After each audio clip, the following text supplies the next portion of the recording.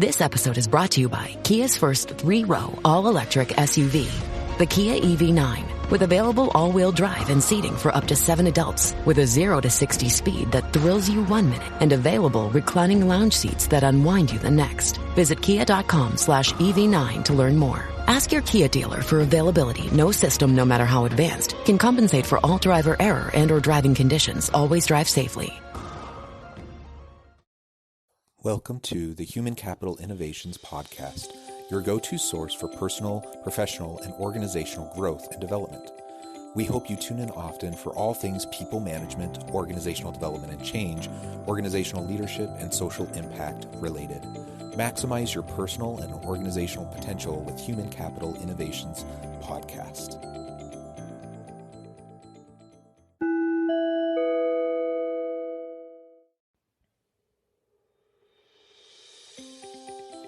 Welcome to the Human Capital Innovations Podcast. In this HCI podcast episode, I talk with Dr. Catherine Rymsha about the importance of effective listening and decision-making in successful and impactful leadership.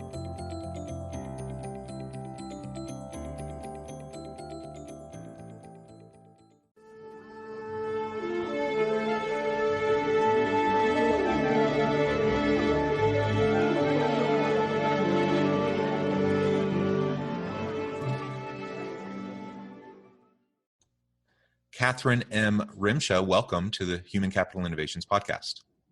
Thank you. I am so thrilled to be here today. Yeah, I'm super excited too. 'Tis the season for busyness, and I know everyone's running around like chickens with their heads cut off, just trying to navigate this holiday season amidst a pandemic. I appreciate you taking time out of your busy schedule to take the opportunity to meet with me and to have a nice discussion. Today, we're going to be focusing on leadership. I'm excited to have a chance to talk with you about the insights from your TED Talk and from your recent book as we get to explore how to be a more impactful leader together. In part, that comes from listening, but I suspect you have many other really great insights to share with listeners today. Dr. Catherine M. Rymsha is a lecturer at the University of Massachusetts Lowell, where she teaches courses on leadership. Catherine spent over 10 years in marketing and communications leadership roles, ranging from marketing healthcare conferences to writing speeches on payment card security. She now leads learning and development for a software company. Between her academic and professional experience, she has taught thousands of courses on leadership, feedback, and career to global leaders across an array of industries. Her TEDx talk, Want to Become a Better Leader, Here's How, Just Listen, focuses on the importance of listening to leadership. She holds a Master's of Science in Leadership and a Doctorate of Education with a focus in organizational leadership from Northwestern University in Boston. Again, what a tremendous background. I love that you have that scholar practitioner orientation and focus. That's something that resonates with me in the work that I do as well. And it's always a pleasure to be able to talk with colleagues about leadership. Before we really launch into the conversation, anything else you would like to share by way of personal background or context for listeners? As you mentioned, I've had a bit of a dynamic background in both taking the academic route and getting the doctorate degree, but then at the same time, kind of working my ranks up through my own corporate ladder and focusing, like you said, in marketing and communication industries. Now I'm in software, and then writing the book alongside that. So it's been a whirlwind, but it's taught me a lot about myself, my own leadership decisions, and really given me the premise needed to write this book, and with the intent of helping others kind of improve their effectiveness, both within their personal life and their professional life. So. Wonderful. Well, I think that's a noble endeavor. I teach some leadership as well, but mostly I teach organizational development and change management, HR, ethics types of courses. And of course, there's connections between all of those areas. And doing that in the university space, as well as a consultant going out to organizations, is really a lot of fun. And I always like being able to connect the theory with practice and being able to bring the real world into the classroom and bring, the academic rigor into the business world and the consulting world. So I think it can be a challenge, but it's a lot of fun. Most definitely. It's a good mix. Yeah, absolutely. Well, as we launch in, I thought first we can talk just briefly about the core message of your TED Talk, because listening is such a vital piece of leadership. And then we can move on into some of the insights from your book a little bit. So tell us, just give us an overview, a background to what you discussed in your TED Talk and why listening is so important. When I was doing my research for my doctorate degree, I was chatting with somebody at a health system in Mississippi. And during the interview, she was talking about the importance of being a great speaker as a leader, which I think most people attribute that to strong leadership, of being a great motivator, a great speaker, and that's no surprise to anyone. But as she was kind of chatting through some of her thoughts on that, I was kind of nodding off and just taking notes and trying to get through the process.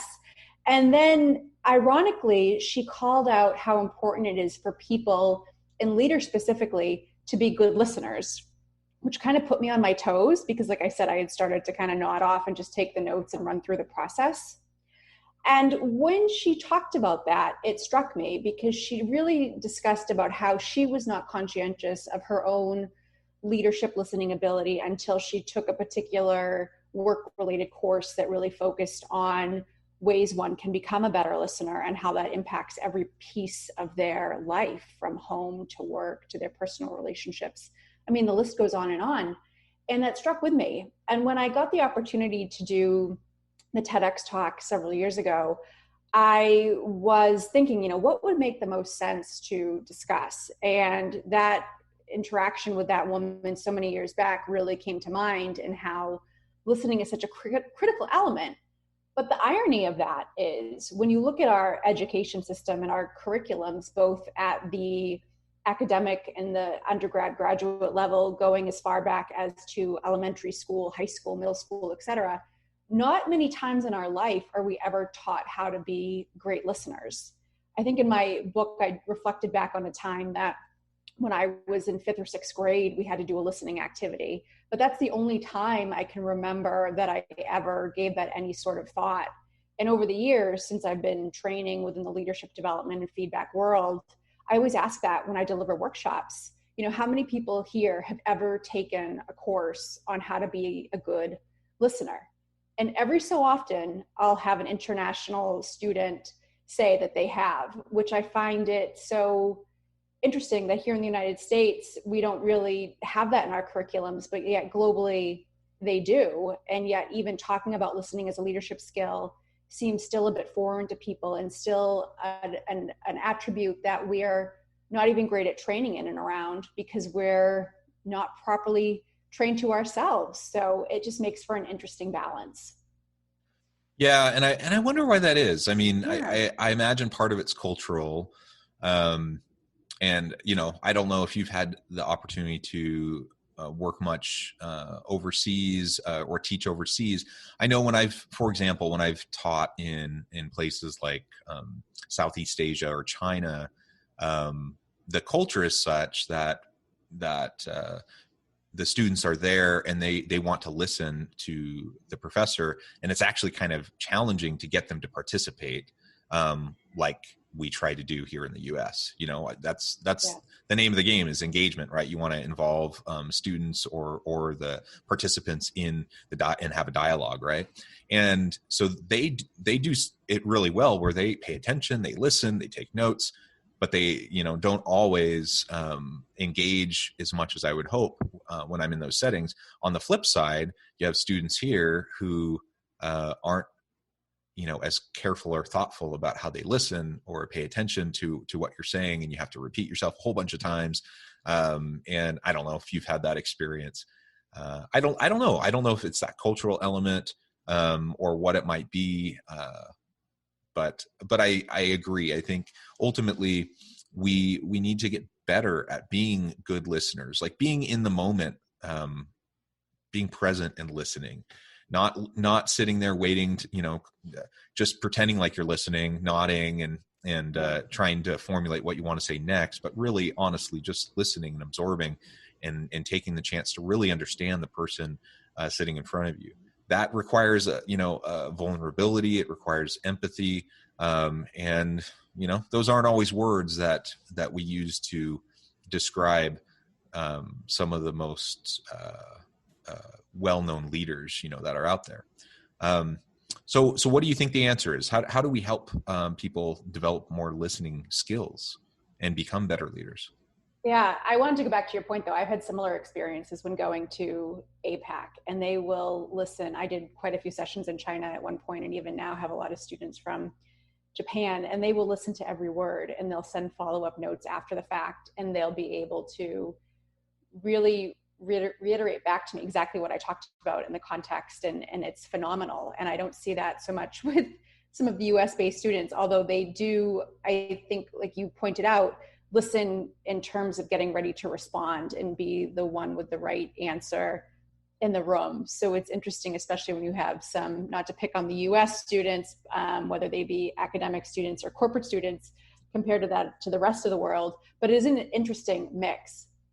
I think where there becomes a level of self-awareness and improvement is a lot of people realize that they aren't great listeners. And I think a lot of people listening to this now are probably nodding their heads and half listening and checking email and even caught in that own bucket because everything is so fast paced. And I think even having that level of realization to say, I am not being mindful in my approach to my conversations and being within the moment can be something, like I said, that we all know, but not something that people really take active steps to getting better at, because they can still get by kind of multitasking.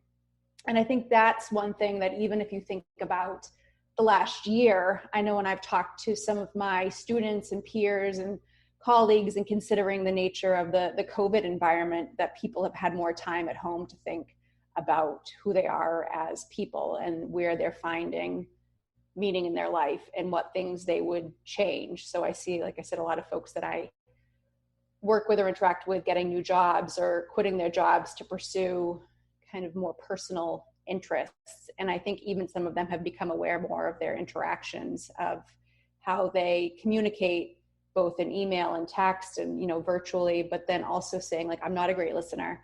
And I think even having that level of awareness to say, okay, I'm going to be on this video call and I'm just going to focus on this video call might seem like a very simple thing. But I think because we're becoming so hardwired to multitask, that can be quite a challenge for people to even focus on simply the people on the screen in front of them and turn off email and put the phone in the other room, and lock the dog away if they can, or whatever that looks like.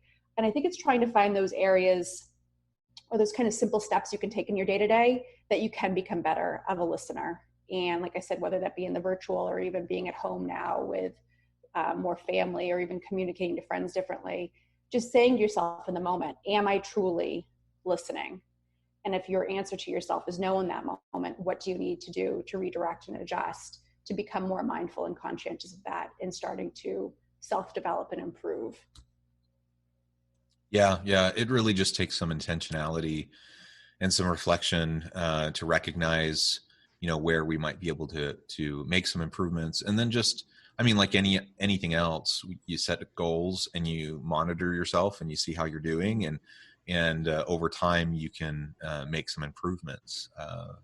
And I think, again, in this day and age where we need more emotionally intelligent leaders that can demonstrate empathy and provide the support that people need, particularly during a difficult time like a pandemic, you can't really do those things unless you're a good listener. You can try to fake it, but people can usually tell the difference, and they can see if you're not being sincere. They can tell, if you're just going through the motions. And so I think that's a really, really important point. I appreciate you sharing that, and encourage listeners to check out your TEDx talk, where you go into that in more detail.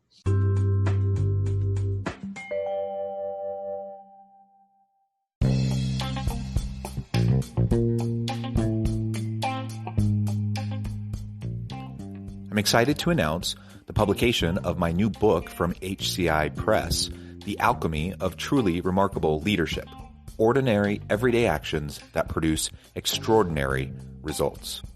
Consider how the nature of work has shifted over the past 50 years. With increased globalization, rapid technological advancement, and the shift in economic composition, the average job of today looks very different than the average job of 50 years ago. What will the jobs and organizations of tomorrow look like? Moreover, what does this all mean for organizational leaders? What are the core competencies and capabilities of organizations and their leadership that are prepared for continued disruption and geopolitical and socioeconomic shifts? Regardless of what the future holds, increasingly, leaders need to be socially minded, data-driven, decisive, champions of talent, and disruptors of the traditional notions of leadership, teams, organizations, and work. The alchemy of truly remarkable leadership will help you to explore your own leadership competencies and capabilities and consider ways to apply and implement them into your workplace and personal life.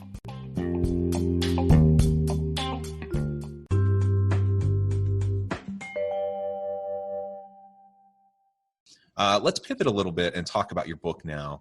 Yeah. So obviously there's so many things that go into trying to be effective as a leader. And I know you talk a lot about decision-making and how an effective decision-making framework can really help towards leadership development. Tell me a little bit more about that and what types of frameworks you find to be helpful. Great question. So in my, I've been doing leadership development and studying leadership for years now. And a lot of times people have asked me, what's the secret? How do I become a better leader? And I would always rack my brain with that question of like, how does one really become a better leader? And what does that actually look like? And at one time at work many years ago, I was asked that question and to do a presentation. And in that presentation, I talked about leadership being a choice.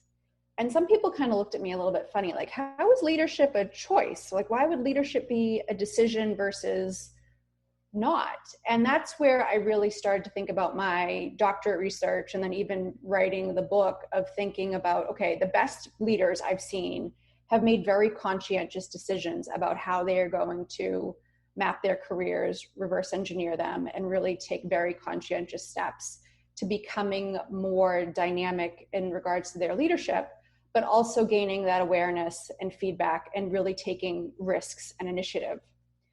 So after giving that thought over several years and pondering over books and podcasts and Harvard Business Review articles and the gamut of what's out there, I wrote my book because I felt like so many books out there, and there are hundreds of brilliant books and brilliant research on leadership, but I was still struck by people saying like, well, I took the course and I got promoted, but people still don't view me as a leader. And that's where I came up with this concept of like, okay, you can be put into that leadership role. You can, pass all the tests and take all the quizzes and read all the articles. But if you're not making decisions to find ways to lead in your day-to-day, you're never going to be a leader outside of that denoted corporate title that gives you some sort of level of privilege with this.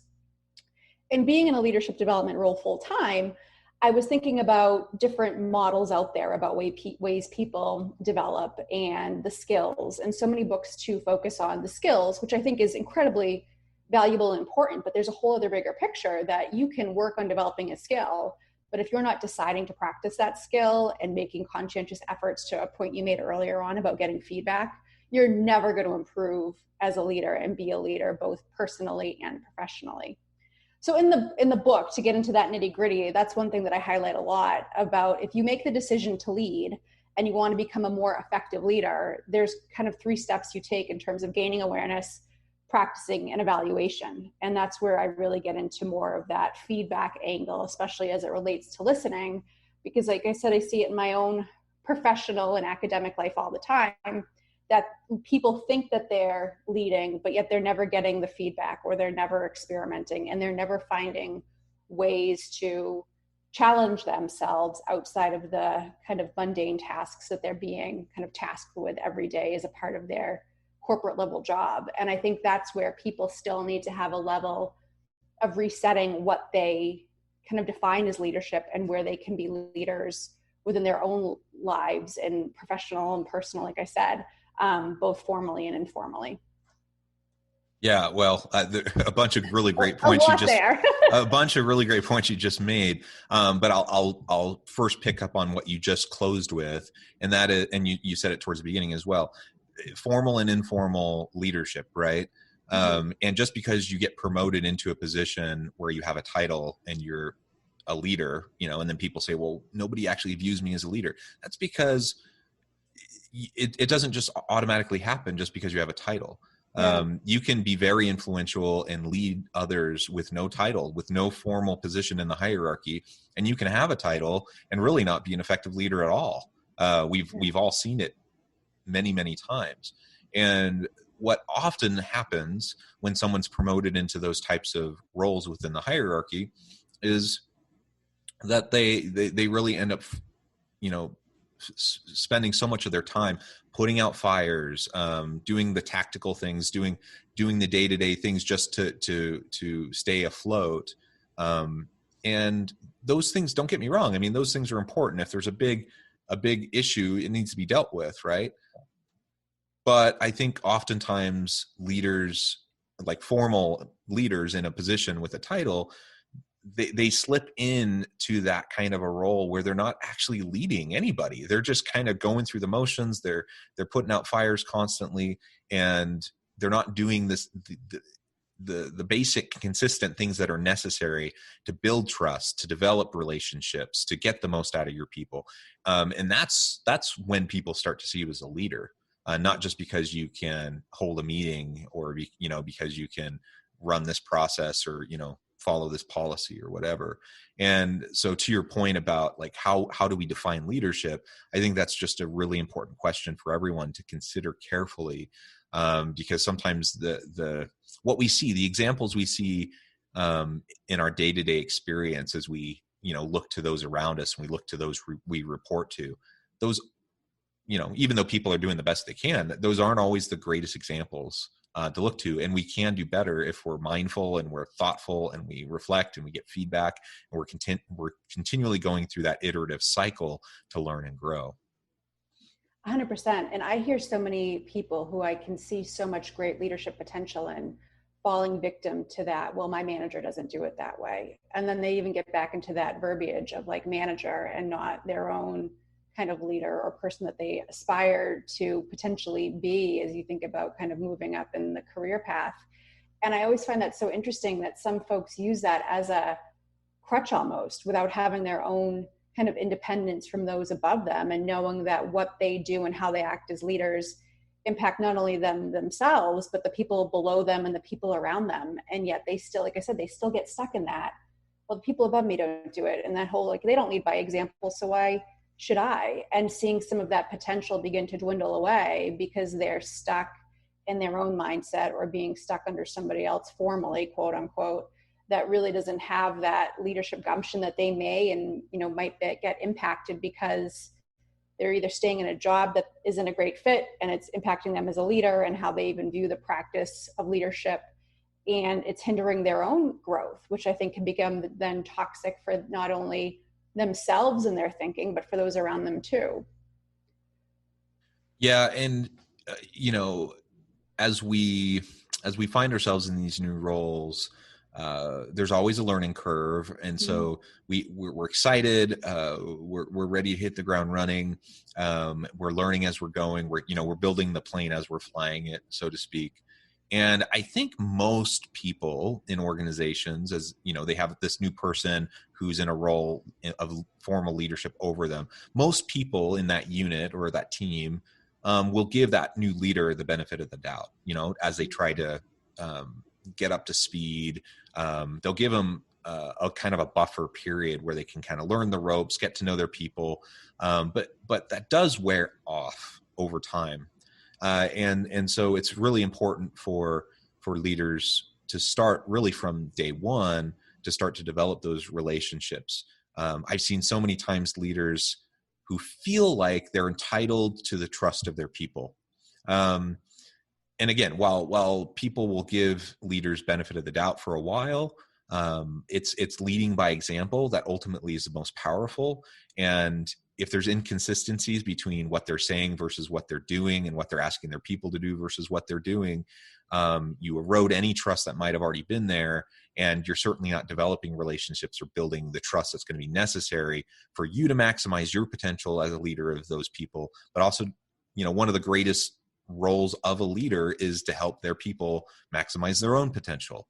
The greatest leaders in history didn't do it all themselves. Nobody can do it all themselves. They catalyze the collective genius and the capacity of their people that they work with. And if we're kind of stuck in our own head, we either through self-limiting kind of thinking, or we don't have the follow through because we can't kind of live out and behave in accordance with what we're saying to our people, it really is going to have long-term detrimental impacts. And it's one of the reasons why, the Peter principle is such a powerful thing. And I constantly, when I think of the Peter principle, the picture that, like, the person that comes up in my brain is Michael Scott from The Office. Yeah. And I think, wow, he's a really great example of that. But we see it around us all the time. And it's not because people aren't well-intentioned, or because they're not trying, or because they're not ethical or whatever. It's just people end up finding themselves in situations where there's not great fit. They find themselves in situations where they're not willing to kind of tackle that learning curve of leadership versus, whatever their area of specialty might have been prior to that new role. And ultimately it just causes problems. Do you see that often in your own consulting and teaching, that people don't realize that kind of one of those key attributes to strong leadership is being able to prepare the next generation to take over? I think most people know that they're supposed to say that. Yeah. But I don't think that most do the things that they need to do consistently to make it happen. And so I theoretically, in the abstract, they recognize that's really important, but that takes a lot of time and attention and energy. Yeah. And again, like I was saying earlier, so many people just kind of get stuck in the daily grind of just doing, going to the meetings and doing all the things, putting out the fires, all the nitty gritty things that do need to happen. And at the end of the day, maybe their mental, physical reservoir of energy is kind of depleted. And, well-intentioned people just end up not doing it. They just end up not doing it. And, I think you end up seeing in a lot of organizations where there's not great succession planning, and there's even less leadership development practice that actually goes into place. That's my experience. Yeah, I've seen similar, and I always talk to my students and peers and ask them that same question, not to put you on the spot with it, but I wanted to think about your own kind of experience with that, because I think, like you said, a lot of people know that they have to say that if they're in that kind of formal, quote unquote, leadership role at work, and that they should be allocating time to develop those on their team and giving them stretch opportunities and kind of walking through all of those different development activities. But yet it always astounds me about how so many people will say they know they need to do it, but yet they never dedicate the time to actually doing it, and what their turnover rates may look like because of that compared to others, and thinking about some of that tenure and succession and some of that kind of HR world, if you will. But like I said, it's always just so interesting about how people will take time to develop themselves, and whether they practice what they've learned or walk away from it and do nothing. Even those people who decide to practice and get better as leaders, how many of them actually turn around and try to do the same for those under them? And if you could do a study and understand the percentages of that, it would be just so interesting to see how minute that number would be, because it feels like people do not prioritize that whatsoever, which is shocking. But I think that's where it comes back down to the individual too, to say, hey, I need to develop whether this person above me is going to help me or not, or whether my organization is going to help me or not. And I think sometimes people rely too heavily on their employer or HR or their manager to give them that permission to develop, when they don't necessarily see that as kind of their own kind of area for initiative and moving forward too. So I think about my own conversations with people about that, and whether it relates to leaders or individual contributors looking to move up or just develop in their own expertise. So it's always interesting to kind of hear some of the feedback and thoughts on that. Yeah, and it really does go both ways. Oh, I mean, totally. a good leader, a good organization should be putting in that effort to Yeah. develop the next generation. But obviously, we can't, as individuals, we can't like bank on that Yeah. because not everyone does it so well. And so it's really a privilege when you're working with someone who sees your potential, who helps you develop, helps mentor you, coach you, helps provide stretch opportunities.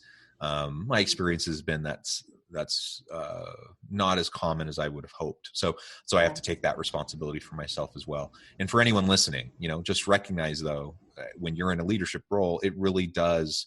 I know it takes time. I know it takes a lot of energy. I know it's easier not to do it, at least easier in the short run not to do it.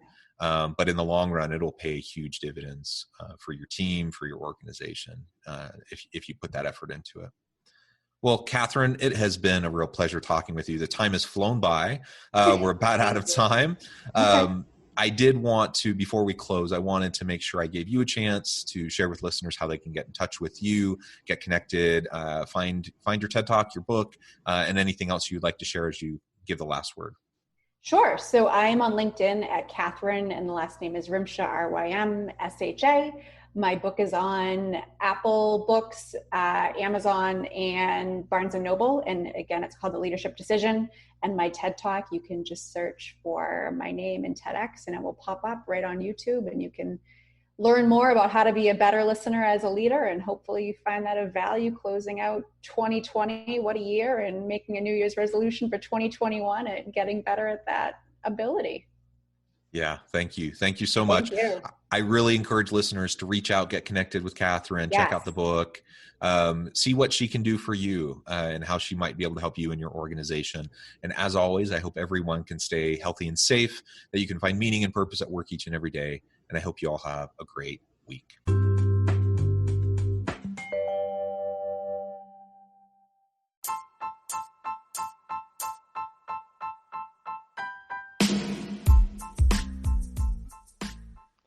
We are excited about the launch of HCI's new magazine, Human Capital Leadership.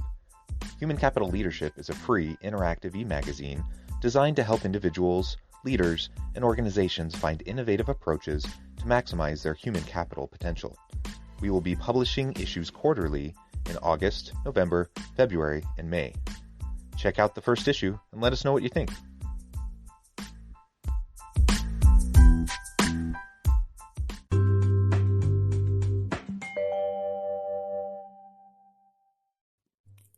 Thanks again for joining us for this episode of the Human Capital Innovations Podcast.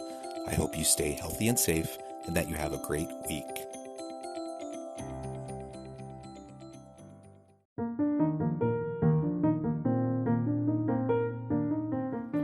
Check out our new weekly LinkedIn newsletter, Alchemizing Human Capital, exploring industry trends via original research and interviews with executives and thought leaders from across the globe. We look forward to having you join us.